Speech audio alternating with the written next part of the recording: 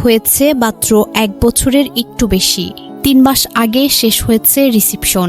জীবনের নতুন অধ্যায়টা তখনই যেন শুরু হচ্ছিল। নতুন ঘর, নতুন স্বপ্ন আর একে অপরকে নতুন করে আবিষ্কার করার সময়। কিন্তু জীবন কখনো কখনো সবচেয়ে সুন্দর সময়টাই কেড়ে নেয় সবচেয়ে নির্মমভাবে। এই ঈদটাই ছিল তাদের একসাথে কাটানো শেষ ঈদ। দুজন হাত ধরে গিয়েছিলেন বাড়ি, পরিবারের সাথে হাসি, ভালোবাসা, আদর আর আনন্দে ভরা কিছু মুহূর্ত জমিয়ে রাখতে। কে জানতো ঈদের সেই হাসি শেষ হাসি হয়ে যাবে। ফেরার পথে তারা হয়তো স্বপ্ন দেখছিলেন ঢাকায় ফিরে নতুন করে সংসারটা গুছিয়ে নেয়ার, কিন্তু নিয়তি লিখে রেখেছিলেন অন্য গল্প। একটা দুর্ঘটনায় সবকিছু থেমে গেল চিরতরে। সংসারের যে অধ্যায়টা শুরু হয়েছিল ভালোবাসা দিয়ে, সেটা শেষ হয়ে গেল অসমাপ্ত এক গল্প হয়ে। আজ তাদের ঘর আছে, স্বপ্নগুলো আছে, কিন্তু নেই শুধু সেই দুইটা মানুষ যারা সেই স্বপ্নগুলোকে বাঁচিয়ে রাখার কথা ছিল। কিছু গল্প কখনো শেষ হয় না, শুধু থেমে যায় অপূর্ণতা আর নীরব কান্নার ভেতরে। জানা যায় কাজী শাম্মু সাইফ রাজবাড়ী শহরের মহিলা কলেজের পেছনের এলাকার বাসিন্দা। তিনি ঢাকার একটি বেসরকারি প্রতিষ্ঠানে চাকরি করতেন। তার স্ত্রী জহুরা অন্তি রাজশাহী মেডিকেল কলেজে ইন্টার্ন চিকিৎসক হিসেবে কর্মরত ছিলেন। 2025 সালের ফেব্রুয়ারি মাসে তাদের বিয়ে হয়। ঈদের ছুটি কাটাতে তারা রাজবাড়ীতে নিজ বাড়িতে এসেছিলেন। বুধবার বিকেলে ঢাকায় ফেরার উদ্দেশ্যে রাজবাড়ী শহরের বাস মালিক সমিতি এলাকা থেকে সৌহার্দ্য পরিবহনের একটি বাসে ওঠেন।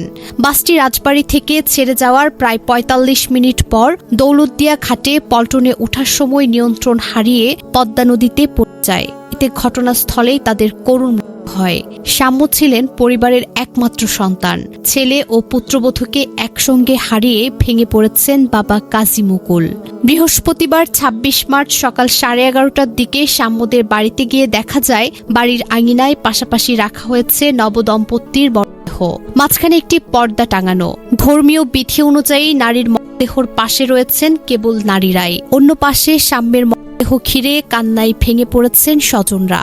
একজন আত্মীয় বিলাপ করে বলছিলেন, আমার ভাই কত কথা বলতো, এখন আর কথা বলে না। পুরো বাড়ি জুড়ে শোকের মাতম, চারপাশে নেমে এসেছে স্তব্ধতা। কাজী শাম্মের চাচা কাজী শহীদুল ইসলাম জানান, আমার ভাইয়ের একমাত্র ছেলে ছিল শাম্য। পড়াশোনা শেষ করে ঢাকার একটি বাইং হাউসে চাকরি করত।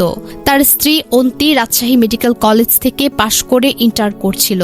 1 বছর আগে বিয়ে হলেও এবছর ফেব্রুয়ারিতে আনুষ্ঠানিকভাবে তাকে ঘরে তোলা হয়। এরপর তারা ঢাকায় উত্তরায় থাকত। ঈদে বাড়িতে এসেছিল।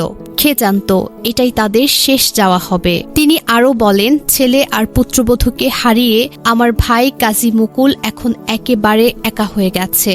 শাম্মু খুব ভালো ছেলে ছিল। একটি সুখী দাম্পত্য জীবন, অসংখ্য স্বপ্ন আর সম্ভাবনা, সবকিছু মুহূর্তেই থেমে গেল দৌলতদিয়ার সেই দুর্ঘটনায়। এই মর্মান্তিক ঘটনায় শোকাহত পরিবার ও এলাকাবাসী এখনো বিশ্বাস করতে পারছেন না শাম্মু ও অন্তি আর ফিরবে না কোনোদিন। জীবন সত্যি অনিশ্চিত, আজ যা আছে কাল নেই।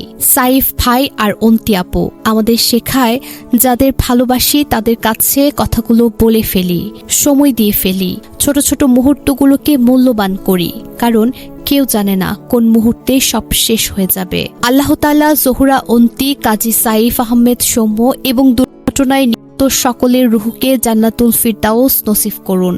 তাদের পরিবারকে অসীম ধৈর্য ও সবর দান করুন। আমিন।